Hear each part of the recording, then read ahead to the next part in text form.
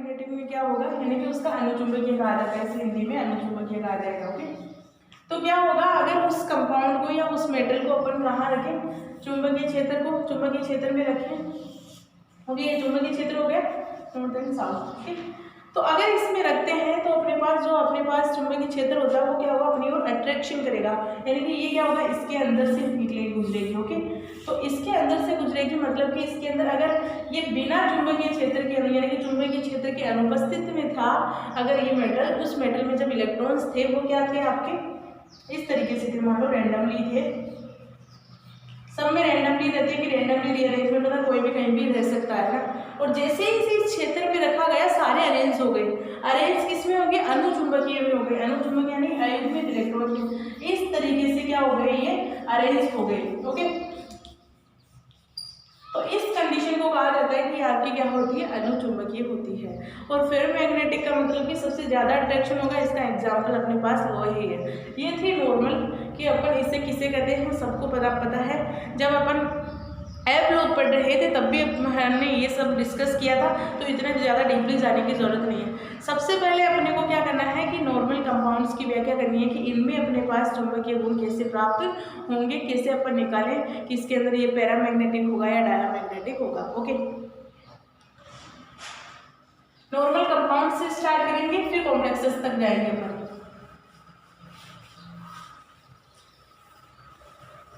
Normal compound में तो अपन जैसे मेरे पास हाइड्रोजन सबसे अच्छा है। देखो ये जो आपके छोटे छोटे मॉलिक्यूल्स है या बोल सकते हैं कोवेलेंट कंपाउंड्स है, इनकी व्याख्या एमओटी के थ्रू की जाती है, जबकि आपके पास अगर कॉम्प्लेक्सेस की व्याख्या होती है उसे सीएफटी के थ्रू ही सोल्व करते हैं। ओके, वीबीटी यहाँ यूज नहीं करेंगे, वीबीटी हर जगह फैली हुई है, कुछ काम की नहीं रही है। ओके, तो अपने पास H2 है, इसका एमओ डायग्राम बनाएंगे, 1s जितना ही नीचे जाएगा एंटी बॉन्डिंग में उतना ही क्या होगा, ऊपर जाएगा। अब अपने को पता है कि एक हाइड्रोजन इस तरफ रखा जाता है, एक हाइड्रोजन इस तरफ रखा जाता है ना, यहाँ क्या होगा, H2 होगा। इस क्षेत्र को अपन बोल रहे थे BNO और इसे बोल रहे थे ABM, यानी कि इसे स्टार से भी रिप्रेजेंट किया जाता है। इसे ये हो गया बॉन्डिंग मोलिकुलर ऑर्बिटल्स, ये हो गया anti bonding molecular orbitals. Total electrons कितने हैं, H2 के अंदर 2 इलेक्ट्रॉन है, तो ये दोनों क्या हो गए, पेड हो गए। अगर पेड है तो अपना H2 क्या है, H2 क्या होगा अपना पेड इलेक्ट्रॉन है, यानी कि अनुचुंबकीय होगा, प्रतिचुंबकीय तो प्रतिचुंबकीय होगा। ओके, तो ये आपका डायमैग्नेटिक होता है। ओके, क्योंकि सारे इलेक्ट्रॉन्स क्या है, पेड है तो प्रतिचुंबकीय होगा, पेड के अंदर प्रतिचुंबकीय है तो अपना H2 अपना हमेशा डायमैग्नेटिक। अब बात आती है कि अगर H2 प्लस हो तो H2 प्लस दिया गया हो, उसमें पूछा जाएगा डाया है या पेरा।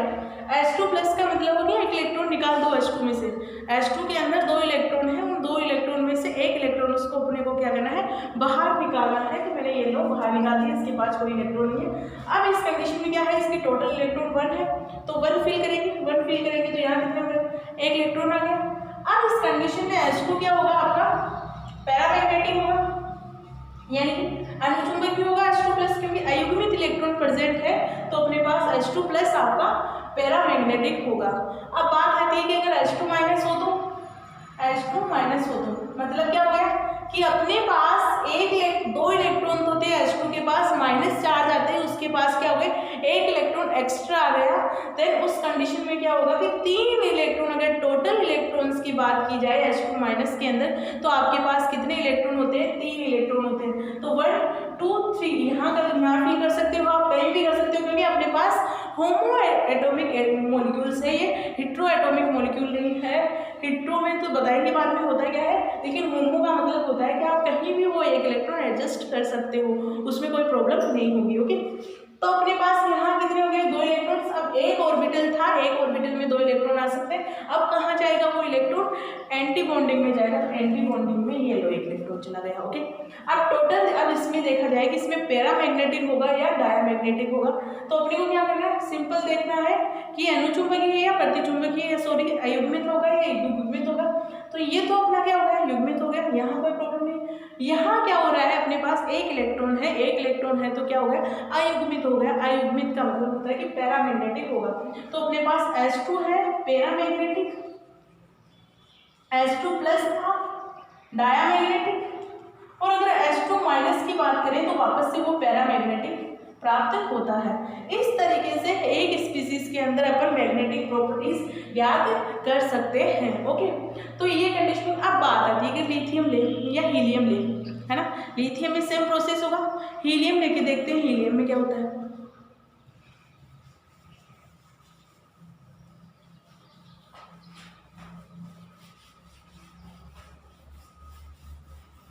अगर हीलियम में पैरामैग्नेटिक या डायमैग्नेटिक प्रॉपर्टीज देखनी है तो वो क्या करेंगे, सॉरी उसका बॉन्ड ऑर्डर आपके हाइड्रोजन का 1 प्राप्त होगा। ओके, हीलियम ले रहे हैं, हीलियम क्या करना है, वो एक बनाना है अपने को, इस तरफ एक एच इस तरफ। ओके, क्योंकि अपने पास होमो एटॉमिक है, होमो एटॉमिक बराबर लेते हैं, यूज करते हैं। Helium hydrogen helium lithium, hydrogen helium यानी कि आपके पास 2 इलेक्ट्रॉन। टोटल इलेक्ट्रॉन्स बात करें तो कितने हैं, He2 के अंदर यानी कि ये जो एटम है He एटम है, एटम के पास टोटल इलेक्ट्रॉन्स की बात करें, सॉरी मॉलिक्यूल है, उस मॉलिक्यूल के अंदर अगर टोटल इलेक्ट्रॉन्स की बात करें तो 4 इलेक्ट्रॉन प्राप्त होंगे, यानी कि आपके 1s2 के अंदर होगा ये। तो यहाँ हो गया 1s2, यहाँ हो गया 1s2, तो अपने पास ये वैल्यू हो गई।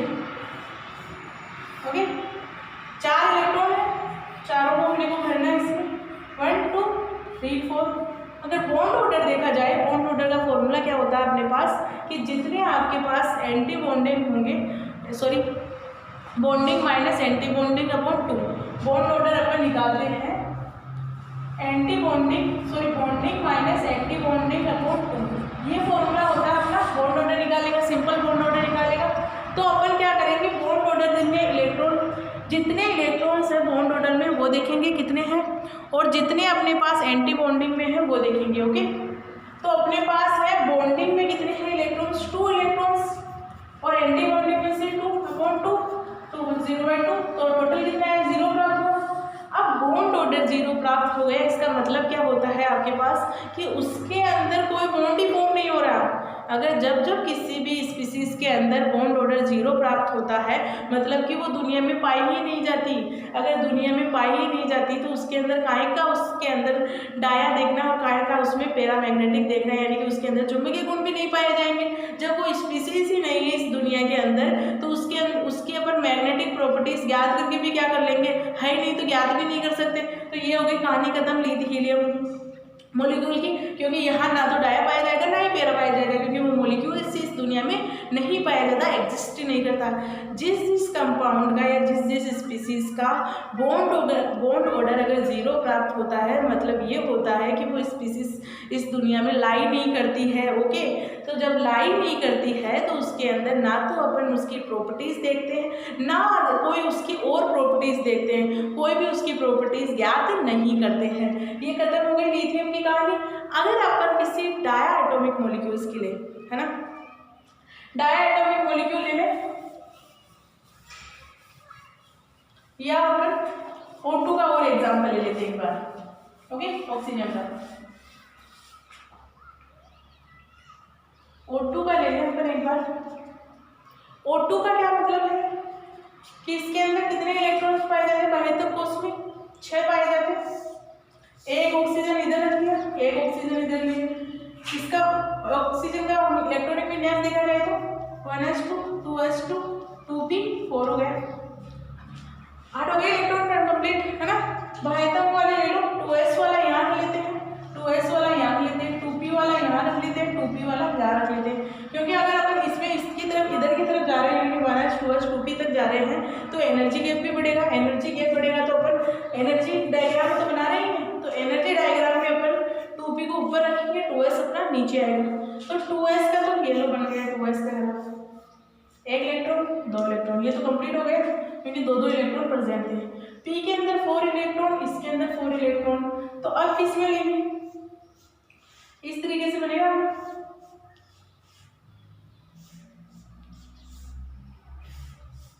ओके, इस तरीके से ग्राफ 4 इलेक्ट्रॉन है तो 1 2 3 4 5 6 4 4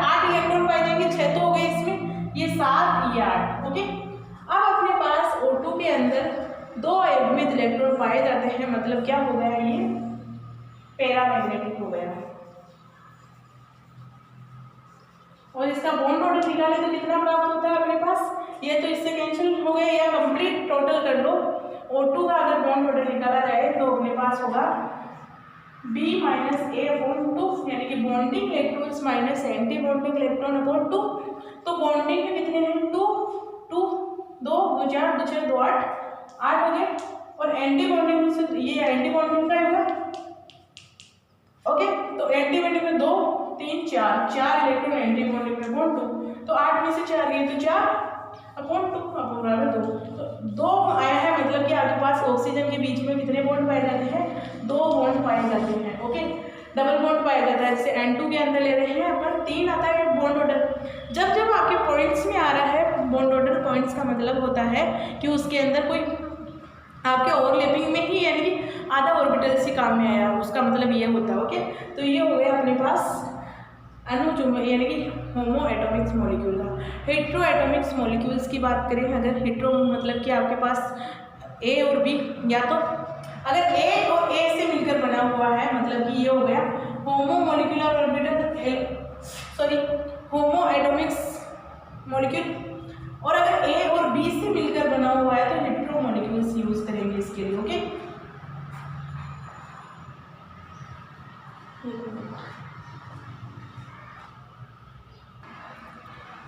और अगर अपन हेट्रो मॉलिक्यूल्स की बात करें, उनमें देखें कि डाया होगा या पैरा होगा। ओके, अब देखो O2 के अंदर ही अपन और भी केसेस देख सकते हैं ना। O2 के अंदर अगर अपन O2+ की बात करें, यानी कि O2 के अंदर से एक इलेक्ट्रॉन गायब कर दिया, यहाँ से येलो कर दिया। अब इस कंडीशन में अगर डाया पैरा देखेंगे तो फिर भी क्या है, अयुग्मित इलेक्ट्रॉन प्रेजेंट है, यानी कि जो अपना O2 था वो क्या था, अपना पैरा था। और अगर अपन O2+ की बात करें तो वो भी क्या अपना पैरा है।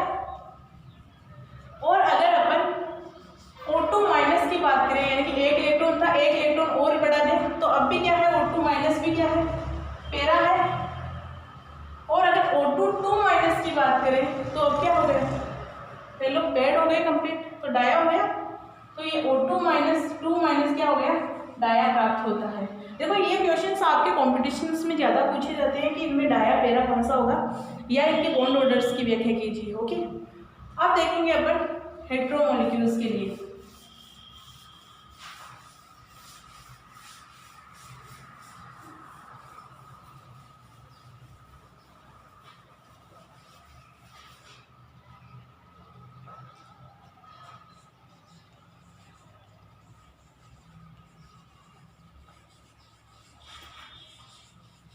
हेट्रो मॉलिक्यूल्स के लिए देखेंगे,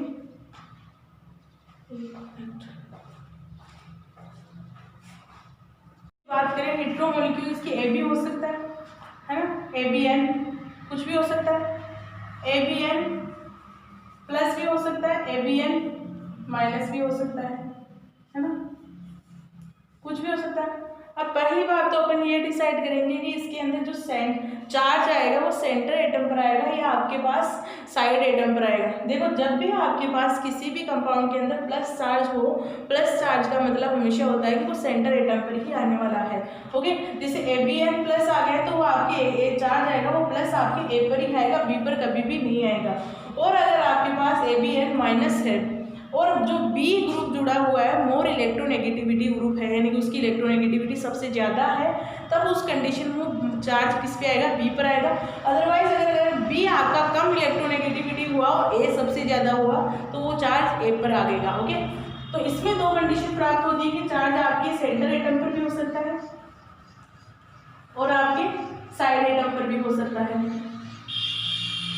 ओके, सेंटर एटम पर कब होगा, जब ABN+ होगा, तब तो आपके ऑलवेज जो प्लस चार्ज होगा वो आपके सेंटर एटम पर होगा। और अगर आपके पास ABN- चार्ज है तो उसकी दोनों कंडीशन हो सकती है कि वो सेंटर एटम पर भी हो सकता है और साइड एटम पर हो सकता है। सेंटर एटम पर कब होगा आपके पास, जब आपके पास इलेक्ट्रोनेगेटिविटी सेंटर एटम की सबसे ज़्यादा हो, यानी कि एक ही इलेक्ट्रोनेगेटिविटी ज़्यादा हो B से, है ना, तब आपके हमेशा क्या होगा, सेंटर एटम पर माइनस चार्ज आएगा। अदरवाइज जब आपके पास साइड एटम की बात पर इलेक्ट्रोनेगेटिविटी सबसे ज़्यादा हो, यानी कि इलेक्ट्रोनेगेटिविटी बी की सबसे ज़्यादा हो और ए की कम हो, तब ये कंडीशन अप्लाई होगी कि चार्ज किस तरीके से सेपरेट करते हैं, कि चार्ज सिलेक्शन रूल है ना, कि किस तरीके से चार्ज सिलेक्शन किया जाता है, किस पर आएगा, सेंटर पर आएगा या साइड पे आएगा। अब बात कर रहे हैं कि एबीएन प्रकार के मॉलिक्यूल्स के अंदर अपन डाया और पैरा की व्याख्या किस तरीके से करें। ओके,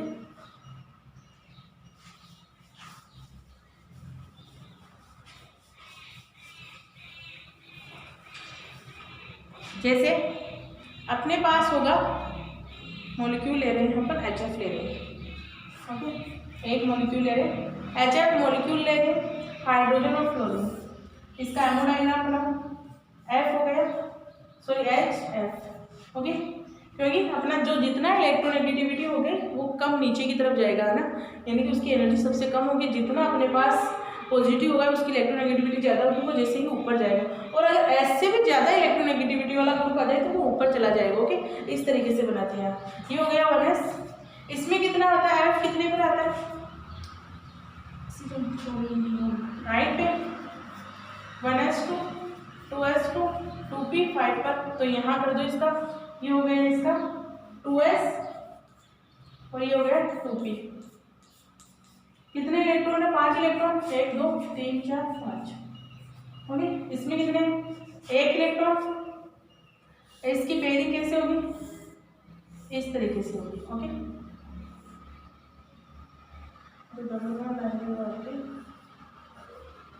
क्या कह सकते हैं, ये नॉन बॉन्डिंग में चले जाएंगे, जो 2 होंगे वो आपके नॉन बॉन्डिंग में चले जाएंगे। ओके, इस तरीके से। अब आपको इलेक्ट्रॉन टोटल कितने हैं, 6 इलेक्ट्रॉन है, 1 2 3 4 5 6 इलेक्ट्रॉन आ गए। सारे के सारे इलेक्ट्रॉन्स क्या है, युग्मित है, युग्मित हो तो ये क्या हो गया आपका डायमैग्नेटिक या पैरा डायमैग्नेटिक हो गया। ओके, डायमैग्नेटिक का फॉर्म हो गया। इस तरीके से अपन व्याख्या करते हैं किसी भी कॉम्प्लेक्स।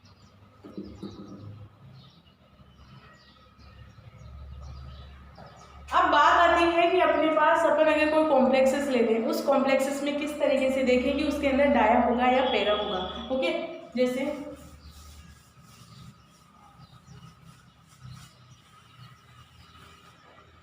कोई कॉम्प्लेक्स लिया अपन ने CuH2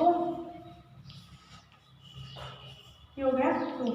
ओके, तो अपने पास कॉपर किस में है, ऑक्सीडेशन स्टेट देखेंगे कॉपर 2+ के अंदर।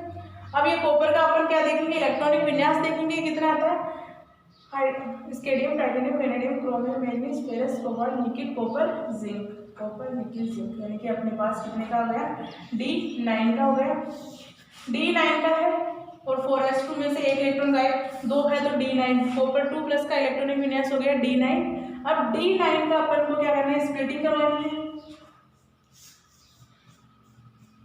इस तरीके से स्प्लिटिंग करवा दो। वही अपने पास क्या है, अष्टफल की है, 6 हो गया, 6 अष्टफल की है, तो ये हो गया 2, तो 1 2 3 4 5 6 7 8 9। तो अपने पास एक इलेक्ट्रॉन क्या है, अयुग्मित इलेक्ट्रॉन है। अगर अयुग्मित इलेक्ट्रॉन है तो कॉपर 2+ ये वाला किस में हो गया आपका, डायमैग्नेटिक हो गया। ओके, सॉरी पैरामैग्नेटिक हो गया, ये पैरामैग्नेटिक।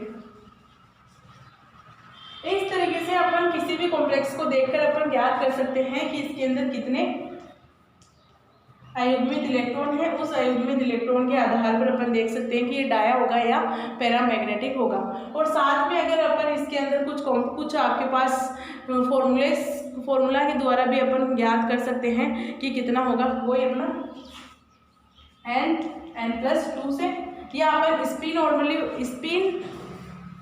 स्पिन ओनली फॉर्मूला भी यूज कर सकते हैं, वो अपन नेक्स्ट क्लास में देखेंगे। ओके।